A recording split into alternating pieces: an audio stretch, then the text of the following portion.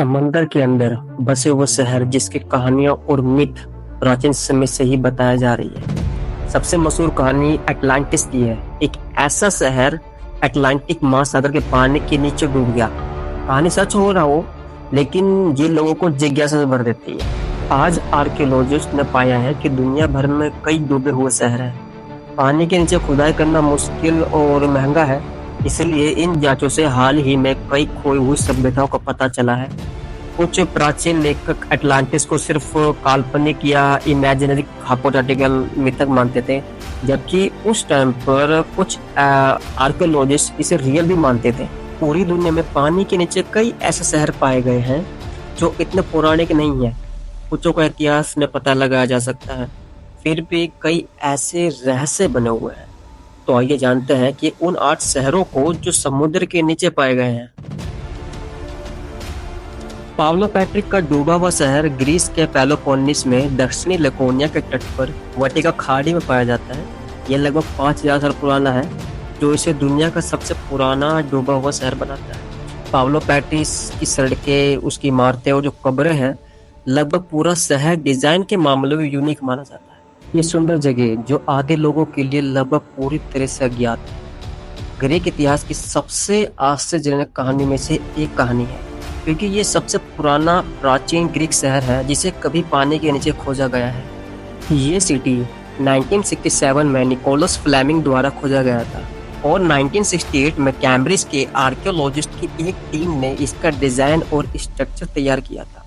पहले तो वैज्ञानिकों का मानना था कि उनकी खोज माइसिनियन के युग के शहर की है, जो कि 3125 से 3625 के टाइम के दौरान की है, लेकिन बाद में सोच से पता चला कि ये तो उससे भी पुराना है, लगभग 5000 साल पुराना।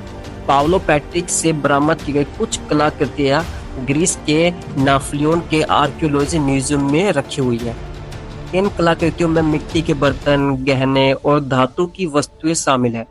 म्यूजियम में डूबे हुए शहर का एक स्केल मॉडल भी है, जो विजिटर्स को ये बताता है कि अपने सुनहरे दिनों में पावलो पैट्रिक कैसा दिखता होगा।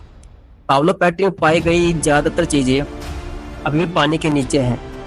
साइट को नुकसान पहुंचाए बिना आर्टिफैक्ट्स की खुदाई और संरक्षण के लिए नई तकनीक विकसित करने पर काम कर रहे हैं।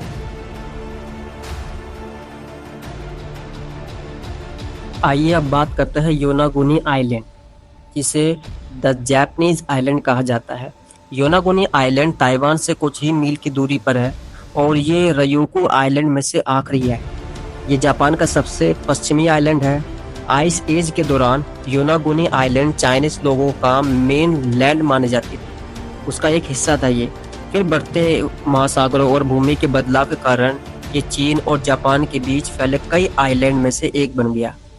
ये एक समय रयोकू साम्राज्य का हिस्सा था, जब तक कि इसे जापान ने अपने कब्जे में नहीं ले लिया। हालांकि कभी भी इन खंडरों पर सही तरीके से रिसर्च नहीं की गई, लेकिन इसकी डेट के बारे में ये बताया जाता है कि ये लगभग 5000 से लेकर 10,000 साल पुराने हैं। डूबे हुए शहर की वैधता को लेकर कई सारे विवाद हैं, जैसे कि कई शोधकर्ताओं के अनुसार कभी पौराणिक जोमोन सभ्यता का घर था, जो प्राचीन जापान में लगभग 12,000 से 300 ईसा पूर्व तक फला फूला। ये वो सभ्यता है जिसमें मिट्टी के बर्तनों के सबसे पुराने रूप पाए गए हैं। उनकी विविधता चाहे जो भी हो, ये खंडर कम से कम 2000 वर्षों से पानी के अंदर है, जिसका मतलब यह है कि जो कुछ भी वहाँ था वो लास्ट में खत्म हो चुका होगा। कुछ जियोलॉजिस्ट का ये भी मानना है कि योनागुनी जिमा में पाई जाने वाली स्ट्रक्चर नेचुरली रूप से बनी हुई है। इनमें कई 90 डिग्री के एंगल पर है, जो ह्यूमन मेड सीढ़ियां और रास्ते के रूप में दिखाई देते हैं। साथ ही साइट के चारों ओर पत्थरों में खुदे हुए कुछ सर्कुलर होल भी है। अब बात करते हैं ऐसे महल की जो कि वैन झील के नीचे है, जो कि टर्की में है। मिडल ईस्ट की दूसरी सबसे बड़ी झील के पानी के नीचे 3000 साल पुराना एक महल है। माना जाता है कि ये प्राचीन उरारतू सभ्यता का अवशेष है। ये महल लगभग 1 किलोमीटर लंबा है, जिसकी दीवारें 4 मीटर तक ऊंची है। ये खोई हुई सभ्यता कभी प्राचीन टर्की, ईरान और आर्मेनिया में पाई जाती थी। हालांकि आधा खंडर झील के नीचे है, फिर भी कुछ अवशेष ऐसे हैं जिन्हें झील के किनारों पर देखा जा सकता है। झील की खोज करते समय वैन यूनिवर्सिटी की एक गोताखोर टीम ने महल की खोज की थी। लेक वैन टर्की की सबसे बड़ी झील है और मिडल ईस्ट की दूसरी सबसे बड़ी झील है। माना जाता है कि यह महल लगभग 3000 साल पुराना है और उरारतू सभ्यता का हिस्सा है, जिसे वैन साम्राज्य के नाम से भी जाना जाता है। महल की दीवारें अच्छी पोजीशन में है, जिनमें से कुछ हिस्से 3 से 4 मीटर की ऊंचाई तक पहुंचते हैं। ये खोज उरारतू सभ्यता के इतिहास और लेक वैन के आसपास की प्राचीन बस्तियों को समझने के लिए बहुत इंपॉर्टेंट है। आइए अब बात करते हैं भारत में एक ऐसा मंदिर जो कि समुद्र किनारे पर है, जिसका नाम है महाबलीपुरम। महाबलीपुरम के डूबे हुए खंडर साउथ ईस्ट इंडिया के समुद्र किनारे पर आज भी समुद्र लेवल से 6 से 8 मीटर नीचे प्रेजेंट है। स्थानीय लोक कथाओं में प्राचीन खंडरों के अस्तित्व की बात लंबे समय से की जाती रही है। हालांकि ये मुख्य रूप से मछुआरों की कहानियों तक ही सीमित थी और इसे एक मिथक माना जाता था। हालांकि जब 2004 में सुनामी ने एशिया के आधे हिस्से को तबाह कर दिया, तो पता चला कि खोई हुई सभ्यता की कहानियां आखिरकार जब सुनामी आने से लगभग 500 मीटर पहले पानी कम हुआ, तो उन्होंने बिल्डिंग के चारों ओर जमा गाद और रेत को बहा दिया, जो तब तक समुद्र में दबे हुए थे।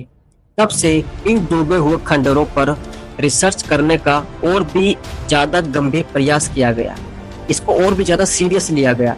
महाबलीपुरम के मंदिर, जिनमें शोर मंदिर भी शामिल है, बेसिकली 7वीं और 8वीं शताब्दी के दौरान पल्लव राजवंश के शासनकाल के दौरान बनाए गए थे। शोर मंदिर विशेष रूप से 8वीं शताब्दी में नरसिंह वर्मन द्वितीय के शासन के दौरान बनाया गया था।